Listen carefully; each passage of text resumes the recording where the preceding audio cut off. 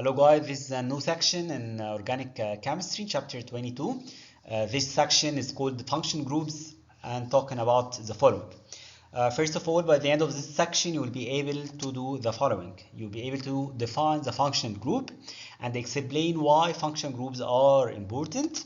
Second is you'll be able to identify the alcohols, alkyl halides, ether, aldehydes, ketones, carboxylic acid, esters, and amines based on the function group present in each. وهناخد كل ده بالديتيلز طبعا. Third, we'll be able to explain the relationships between the properties and structures of compound with various functional groups. So let's start. Function groups. Function group is an atom or groups of atoms that are responsible for specific properties of organic compounds. Okay. Second, compounds that contain the same function group can be classed together. يعني ايه بقى الكلام دوت؟ الفانكشن جروب دي حاجة characterized in an atom or in compound. اوكي احنا خدنا الفترة اللي فاتت دي خدنا الميثين ايثين and so on. لما تحط فيها بقى functional group زي ما هناخد في السلايد اللي جاي ده بتدي different compounds ب different properties. اوكي. To see the classes of organic compounds based on the function groups دي خلينا نبص كده على أول compound. لو جبنا الليزر الكومباوند ده بيوتين. Yeah, as we studied before in previous sections دول 4 carbon atoms. ف 4 means bute and كلهم single bonds فتبقى اسمها بيوتين. اوكي ليها melting point يعني ليها definite melting point definite boiling point وdefinite density. حلو. طيب ايه بقى ده عباره عن 4 كربونز اتوم ده سيم بالظبط بس ال H اللي فوق دي replaced by OH. الله حاجه جديده خالص. اول مره نشوف الاكسجين in organic compound. This is the first time to see the oxygen in the organic compounds. طب لما نلاقي الاكسجين ال OH جروب اللي هي الهيدروكسي جروب بيسموها الجماعه بتوع الكيمستري يسموها هيدروكسي جروب اللي هي ال OH جروب دي. الكومباوند ده يبقى اسمه ايه؟ يبقى اسمه بيوتانول. اسمه ايه؟ بيوتانول. ايه ال OL دي؟ يقول لك لما تلاقي فيه هيدروكسي جروب this means ان الكومباوند ده الكحول. فاد OL in the end of the name. وطبعا تقول لي ال OH دي هتبقى فين؟ فهي في الكربون نمبر 1 فتبقى 1 بيوتانول. اوكي. second is عندي 4 كربون اتومز هم الكومباوند اللي هو البيوتين الاصلي.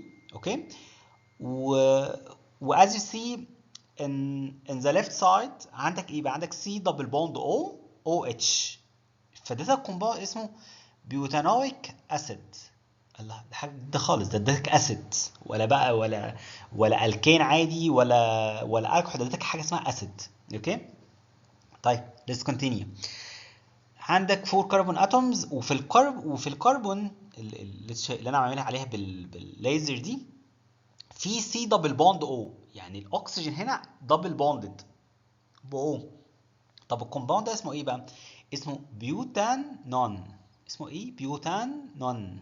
فadd ONE in the end of the name and you will be sure طبعا تحط ال 2 دي عشان تقول لك فين الدبل بوند او دي حطيناها في الكربون نمبر 2. تمام. طيب الكومباوند اللي بعده الاو. شايفين بقى الاو هنا في مكان مختلف خالص. الاو بتسيبريت 2 كربون تشينز ادي 2 هنا و2 هنا. فلما الاو تكون يعني بتسيبريتس الكومباوند بالشكل دوت يبقى في هنا يعني كومباوند وهنا انذر كومباوند وفي وسطهم او كده في الكربون تشين. فالكومباوند اسمه ايثر فيبقى اسمه داي ايثايل. ادي دي ايثايل جروب ودي انذر ايثايل جروب فيبقى داي ايثايل ايثر. اوكي. وאז سي ان كلهم ليهم different properties and melting point, boiling point and density. Okay, let's start with alcohols. Alcohols are organic compounds that contain one or more hydroxy group. So the general formula for alcohol is ROH. طيب ال OH عبارة عن ايه؟ عبارة عن hydroxy group as I said before. طيب ال R بقى ال R دي اللي هي rest of the compound. يعني مثلا for example مثلا أنا عندي ميثانول. So ال R عندي اللي هي CH3. عندي ايثانول فالايثانول ده اللي هي C2H5 plus OH. تمام. So what are main uses of alcohols? Actually, alcohols have many industrial applications like اللوشنز الكريمز الكوزماتكس برودكتس. ليه بقى؟ لان هي فيها الجليسرول. الجليسرول دي بيخلي البرودكتس دي مويست، عشان كده لما بمسك اي كريم او اي لوشن بحس ان هو مويست not tough or solid يعني. كمان في another use للالكحول اللي انا بستخدمه as alternative fuel، حاجه اسمها جازوهول. ده بستخدمه by percentage 1 to 9 مع الجازولين. يعني دلوقتي بيستخدموا الالكحول، بحط مثلا لو حطيت 1 لتر اوف ايثانول بحط 9 لتر اوف جازولين. تو از سي بقى ده الجليسرول اللي هو موجود جوه الالكحول في الكوزماتكس ان جنرال. تمام. وممكن طبعا استخدمه هاند سانيتايزر زي ما بستخدمه حاليا. طيب الالكحول زي ما قلنا ان هي فيها الهيدروكسي جروب، تمام، ال OH، ودي replaced by 1H. خلينا نشوف الكومباوند ده كده. الكومباوند ده عندي 3 كربون اتومز، تمام. ال H اللي تحت دي replaced by OH as I said. تمام. طب how to name it بقى؟ عادي سمي دول 3 كربون اتومز. so it's prop ban add OL يبقى بروبانول. Okay, then where is the OH group in carbon number 2؟ فيبقى 2 propanol. Okay, another example how to name this compound. First of all, how many carbon atoms that we have? I have 4. So butane. Okay, start counting from the nearest carbon from the functional group. So 1 2 3 4. So 1 butanol, and I have in carbon number 3 branched group called methyl. So 3 methyl 1 butanol. Okay, let's start in a new class. This class is called alkyl halides. الالكايل هالايدز ده عباره عن ايه؟ الالكايل هالايدز ده عباره عن organic compounds. الهيدروجين is replaced by a halogen.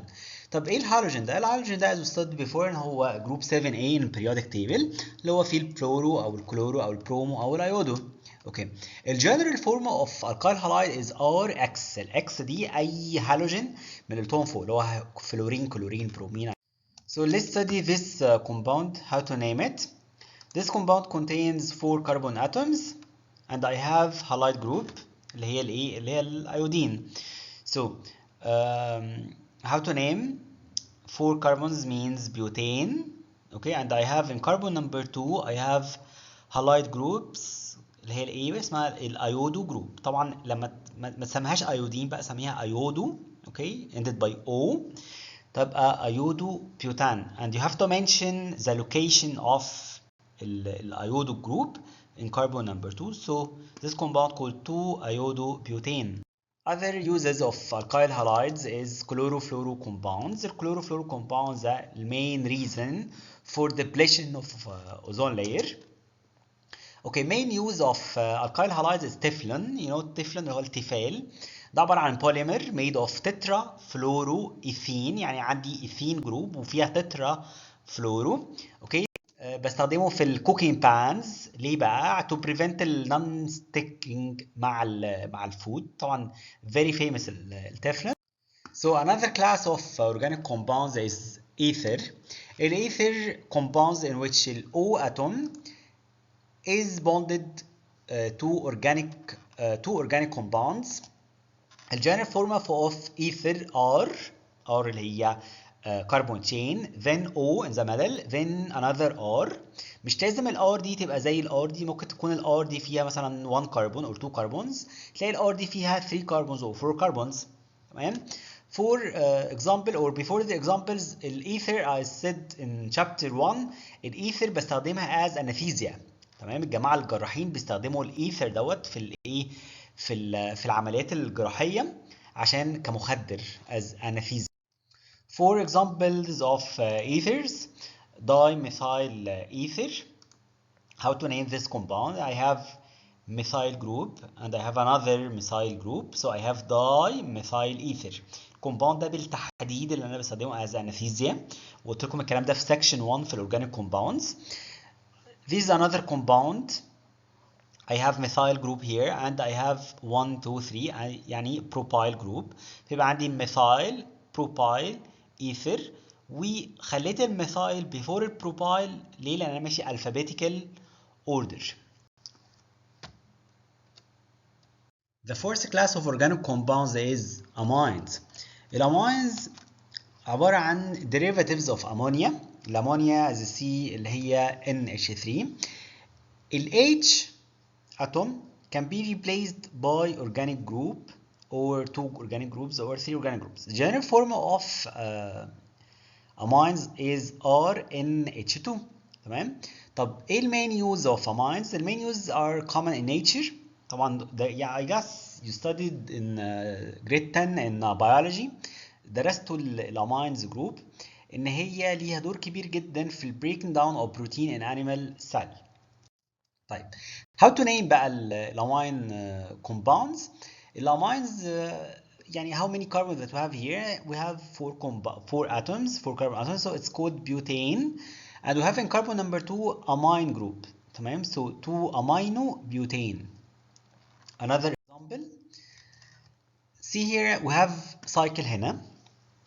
السايكل ممكن account طبعا من ال nearest carbon للامين group. So 1 2 3. So I have 1 amino. تمام. وعندي 3 بروبايل. والشكل ده قلنا اسمه سايكلو هيكسين. فيبقى 1 امينو 3 بروبايل سايكلو هيكسين.